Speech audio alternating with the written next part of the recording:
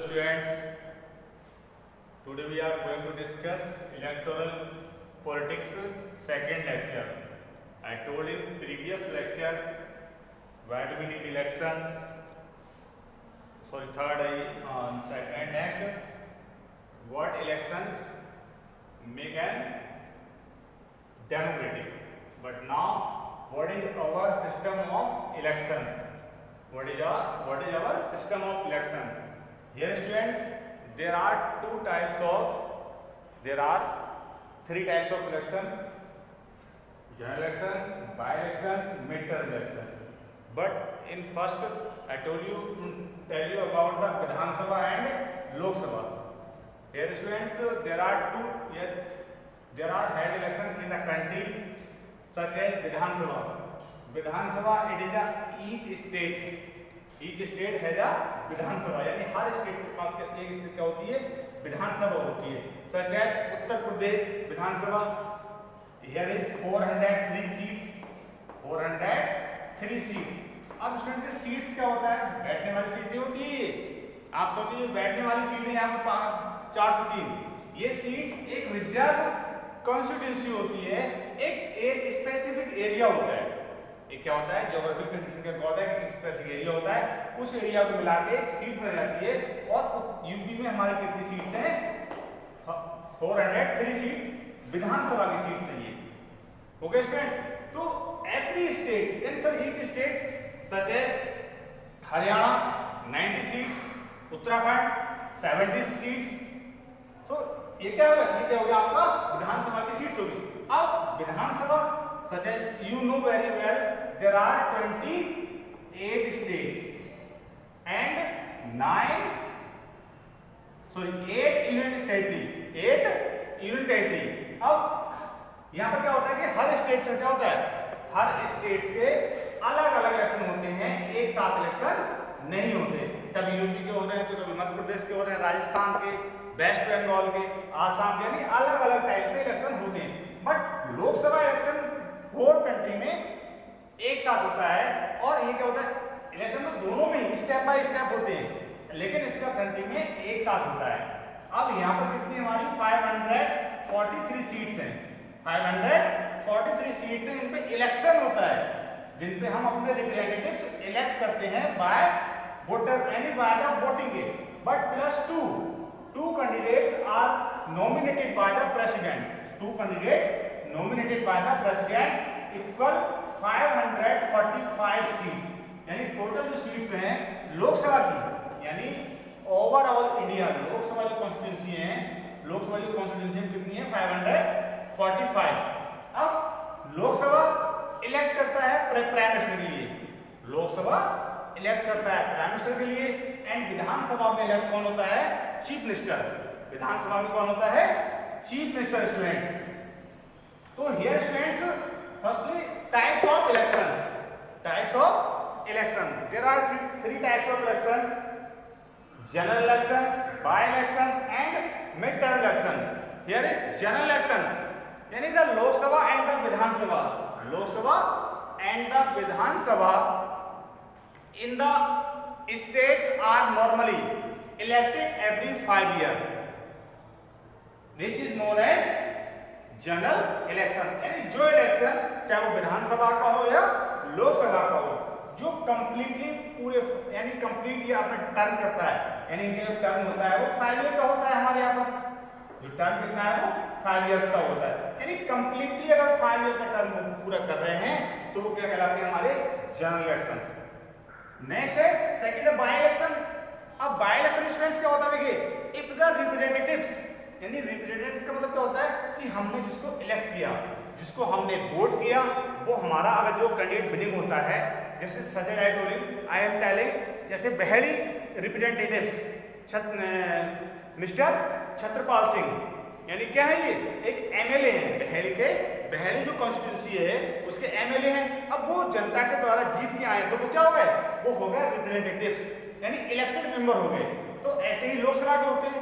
जैसे बहेड़ी जो है वो किस मेंबर ऑफ पार्लियामेंट से बिलोंग करती है, पीलीभीत से. तो पीलीभीत के जो मेंबर कौन है, member of parliament mister Varun Gandhi. तो ऐसे ही जब अब यहाँ पर क्या है बाय इलेक्शन, तो किसी भी जो रिप्रेजेंटेटिव्स होते हैं फॉर्म अ कॉन्स्टिट्यूंसी, यानी किसी भी कॉन्स्टिट्यूंसी का होते हैं, dies while office of the office falls vacant, यानी किसी भी कंडीशन में या तो वो इलेक्शन छोड़ देता है, रिजाइन कर देता है, या फिर क्या होता है वो डाई यानी उसकी डेथ हो जाती है, किसी कारण अपने इलेक्शन छोड़ दे, अगर वो उसकी या उसकी अपना ऑफिस छोड़ दे, उसका ऑफिस वैकेंट हो यानी उसकी डेथ हो जाती है, तो उसके प्लेस पे यानी जो री इलेक्शन होता है उस प्लेस पे क्या होता है, यानी उस रीजन में यानी रेजिग्नेशन हो चाहे वो कुछ भी हो, यानी वो क्या कहलाता है, उस कंस्टिट्यूंसी इलेक्शन होता है वो बाय इलेक्शन कहलाता है।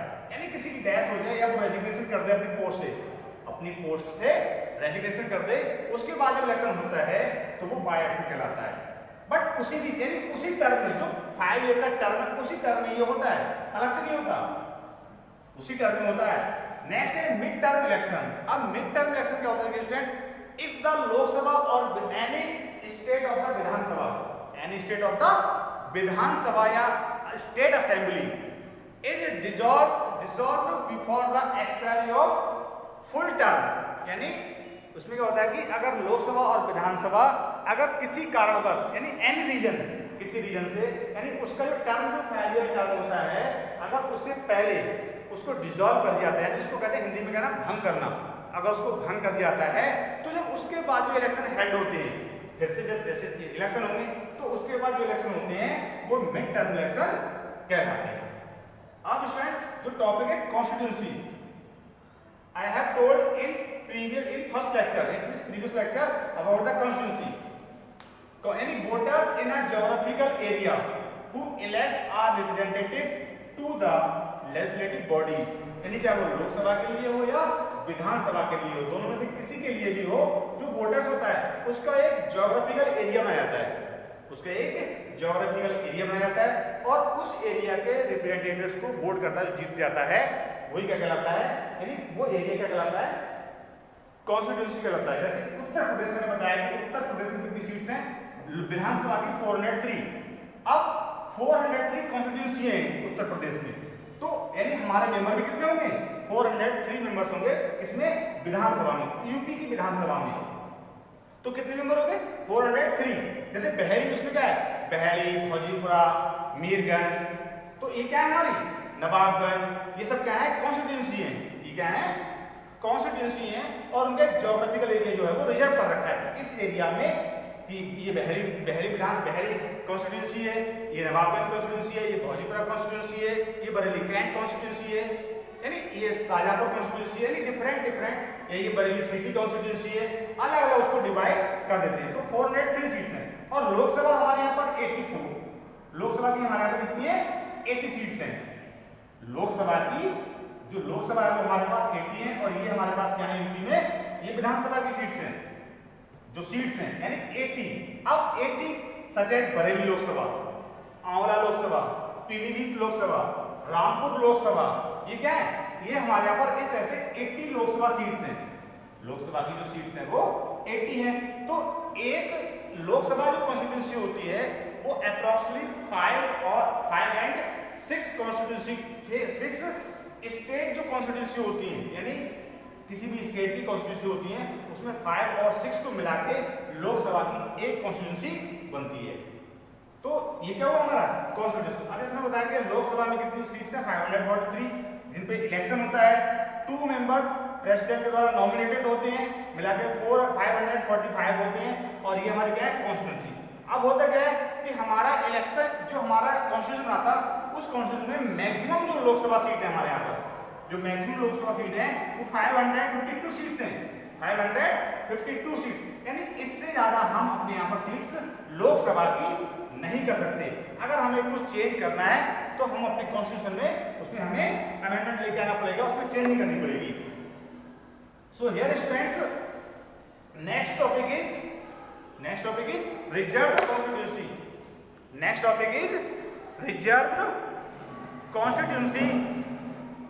सो हियर स्टूडेंट्स रिजर्व्ड कॉन्स्टिट्यूंसी यानी I am telling a Lok Sabha reserve constituency, Lok Sabha reserve constituency. इसी के अकॉर्डिंग हर स्टेट की भी कॉन्स्टिट्यूंसी रिजर्व होती है। रिजर्व कॉन्स्टिट्यूंसी मतलब होता है देखिए अब जैसा सच एज आई टोल्ड, मैंने बताया था कि 3 लोकसभा सीट्स हमारे यहाँ पर इलेक्टेड मेंबर होते हैं, इलेक्टेड मेंबर, नॉमिनेटेड नहीं, इलेक्टेड मेंबर होते हैं।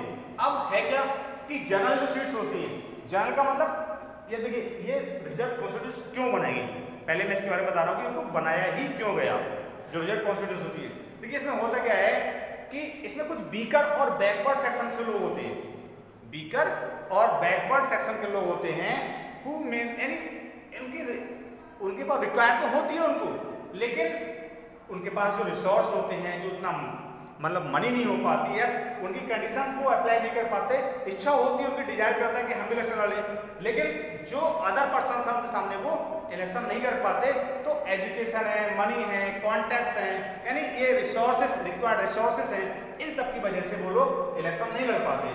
तो हमारे यहाँ पर कॉन्स्टिट्यूशन में क्या किया कि कुछ सीट्स रिजर्व की गई कि जैसे कि जो गरीब तबके के लोग हैं या जो बैकवर्ड लोग हैं या स्पेशली किसी अदर कास्ट के लोग हैं, वो इलेक्शंस को फाइट यानी इलेक्शन में कंटेस्ट कर सके, जिस वजह से ये हमारी जो सीट्स हैं वो रिजर्व की गई। अब इसमें है क्या, general seats, scheduled caste and scheduled tribes, यानी 3 टाइप्स की सीट्स होती हैं। अब इसमें है क्या जनरल सीट, जनरल का मतलब होता है इसमें किसी भी कास्ट का, किसी भी रिलीजन का व्यक्ति फाइट कर सकता है, चाहे वो अपर कास्ट का हो, चाहे वो लोअर कास्ट का हो, या वो बैकवर्ड कास्ट का हो, यानी बैकवर्ड कास्ट बिलोंग करता हो। ये हमारे पास 412 सीट्स हैं, कितनी है 412 सीट आउट ऑफ 543 बता रहा हूं मैं आपको, लोकसभा की, ये ऑल किसकी हैं, लोकसभा, ये लोकसभा की सीट्स बता रहा हूं मैं आपको, 543 सीट्स जो हैं। अब यहाँ पर क्या है कि जनरल, इसमें कोई भी व्यक्ति फाइट कर सकता है, नेक्स्ट स्टूडेंट यानी कोई भी सीट, इन सीट्स पे कोई भी व्यक्ति इलेक्शन फाइट कर सकता है, चाहे वो अपर कास्ट का हो, जैसे सच है, चाहे वो तो बता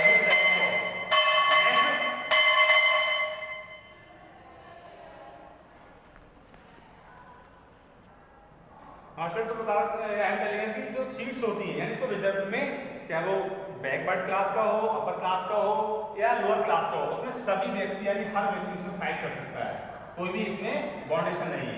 अब scheduled tribe, scheduled caste, scheduled caste I am telling you know, you also know very well, जैसे इसमें शेड्यूल्ड कास्ट लोग होते हैं, जैसे हरिजन हो गए, धोबी हो गए, जाटव लोग हो जाते हैं, ये किसमें आते हैं, शेड्यूल्ड कास्ट में आते हैं हमारे उत्तर प्रदेश में। अदर स्टेट्स में बहुत सारे लोग जो है वो भी स्टेट्स में मतलब इन शेड्यूल कास्ट में आते हैं। अब इन शेड्यूल कास्ट की कितनी सीट्स रिजर्व की गई हैं, 84 सीट्स। ये अब ये भी चेंज है, ये 2008 के अकॉर्डिंग है, यानी हमारे पास जो चेंज था 2008 के अकॉर्डिंग था, इससे पहले और चेंजिंग था, तो पहले ये समझ लीजिए, उसके बाद वो बताऊंगा मैं आपको इससे पहले जो था। तो शेड्यूल कास्ट यानी जो लोग वीकर सेक्शन से होते हैं, अब उनके लिए कितनी सीट्स क्या देंगी यहाँ पर, 84 सीट, यानी 84 सीट ऐसी हैं कि जिन पे केवल और केवल यानी शेड्यूल कास्ट के, जिसे बोलते हैं एसटी कास्ट, शेड्यूल कास्ट होते हैं जिसे हम शेड्यूल कास्ट बोलते हैं एससी, यानी उसी एससी के ही लगेंगे इसमें।